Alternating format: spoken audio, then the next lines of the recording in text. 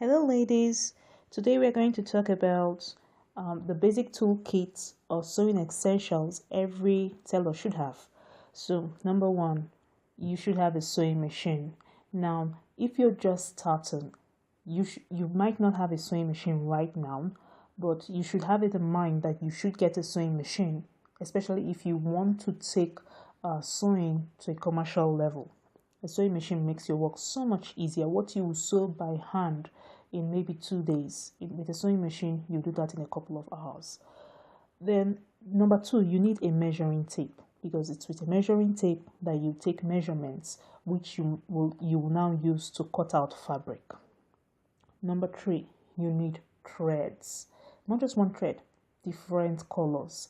Now, when you're sewing, sometimes you might not have the exact color of thread for a particular fabric. Then I would advise that you pick a color slightly darker than the fabric itself. Using a darker color is better because it does not stand out the way a lighter color of thread would.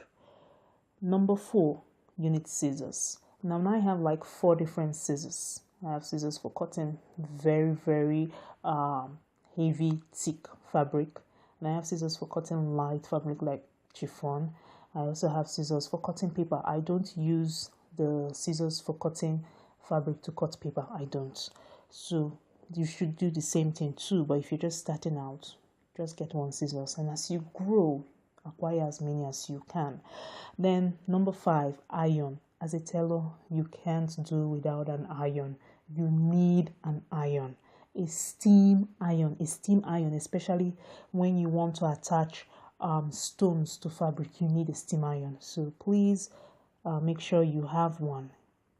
Then six, you need an iron. Number six, you need needles.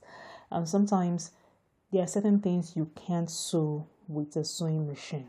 You have to hand stitch them, so you need a needle to do that. Number seven, you need tailor's chalk. That's how you make the mark on fabric. Assuming you're working for a client, you won't use pen on that client's fabric.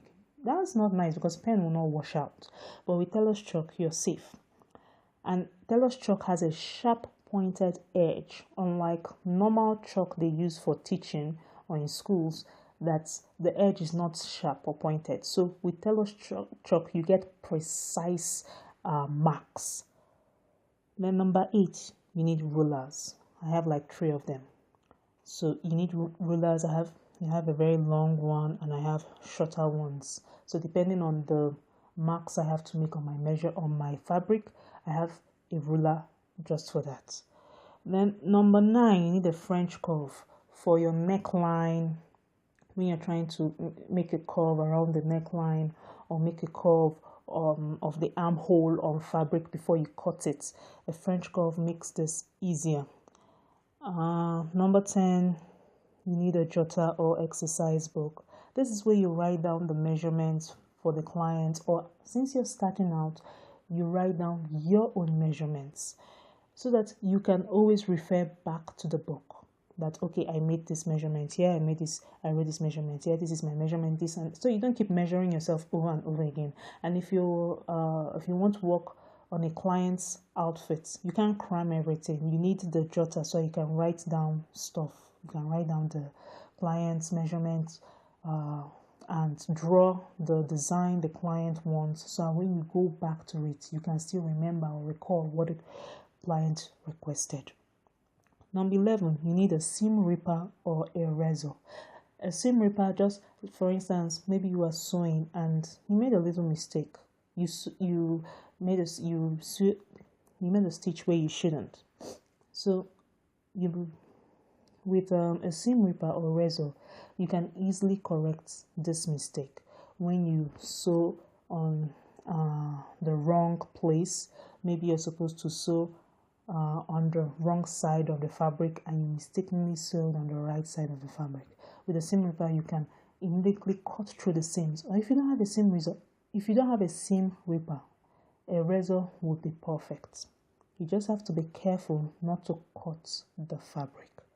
Then you need pins. There are certain things you'll be doing that you just need pins to put them in place. If not, the fabric will shift and you have inaccurate marks, or you have inaccurate, you cut inaccurately. And in sewing, there are certain things that affect what you sew. One is measurements.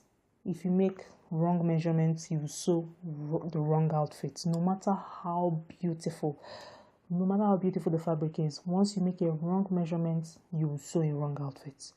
Two, fabric.